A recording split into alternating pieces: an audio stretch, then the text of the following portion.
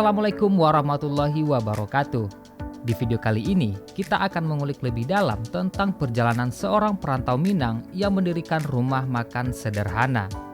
Sebelum kita lanjut videonya, jangan lupa klik tombol subscribe di bawah ini ya, dan aktifkan lonceng notifikasinya agar kamu tidak ketinggalan video berikutnya dari channel ini. Share ke media sosialmu juga. Bersama kita berbagi informasi menarik lainnya yang ada di Minangkabau.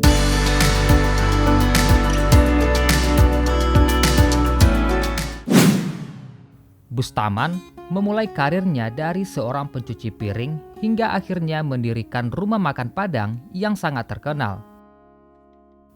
Beliau dilahirkan di Lubuk Jantan, Lintaubuo, Kabupaten Tanah Datar pada 11 September 1942 dari keluarga yang sederhana.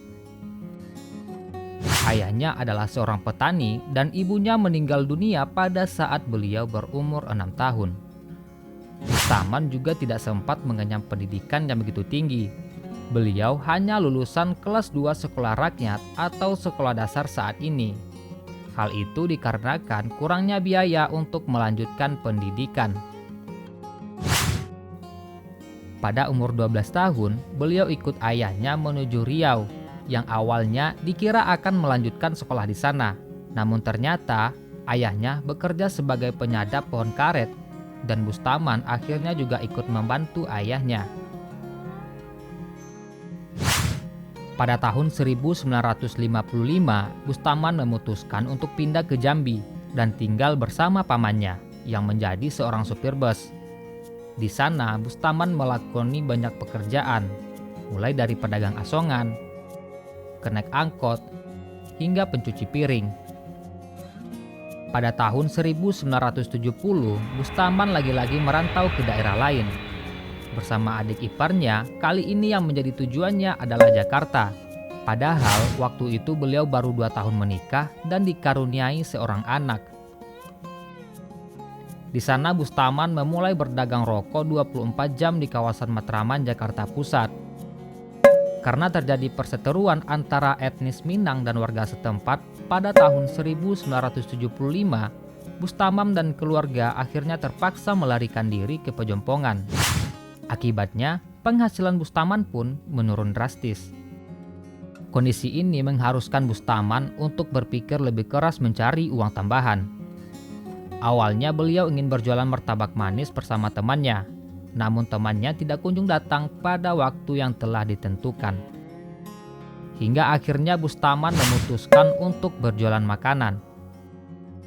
Berbekal ilmu yang diperolehnya pada saat menjadi pencuci piring di Jambi, beliau akhirnya memberanikan diri untuk menyewa lapak di kawasan Bendungan Hilir seluas 1 kali 1 meter.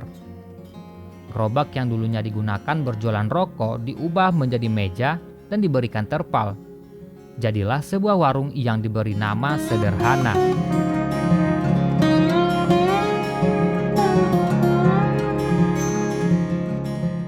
Sayangnya, di hari pertama berjualan, uang hasil dagangan dibawa kabur oleh pembantunya. Karena sudah tidak punya uang, beliau terpaksa mengutang ke tetangganya untuk kebutuhan hidup.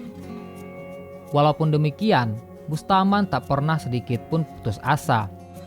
Ia teringat suami istri pemilik rumah makan Padang yang sukses sewaktu beliau di Jambi. Inilah motivasi terbesar Bustaman untuk terus bangkit dan terus berjuang. Seminggu kemudian, ia berkenalan dengan pemilik rumah makan asal Solok, Sumatera Barat, dan langsung minta diajari resep masakannya. Beruntungnya, Bustaman langsung diajari dan disuruh untuk mencatat resep makanannya tersebut. Sejak saat itu, usahanya terus berkembang. Namun cobaan untuknya masih belum berakhir. Gerobaknya diangkut oleh Satpol PP hingga tak bersisa. Bustaman akhirnya membuka warung di tempat yang telah disediakan pemerintah. Namun karena jatah untuk setiap orangnya 1 lapak, beliau meminjam nama pamannya untuk mendapatkan 1 lapak tambahan. Lambat laun lapak Bustaman semakin ramai. Namun tantenya merasa memiliki lapak tersebut karena masalah hutang piutang. Bustaman akhirnya mengalah dan memutuskan pindah ke tempat lain.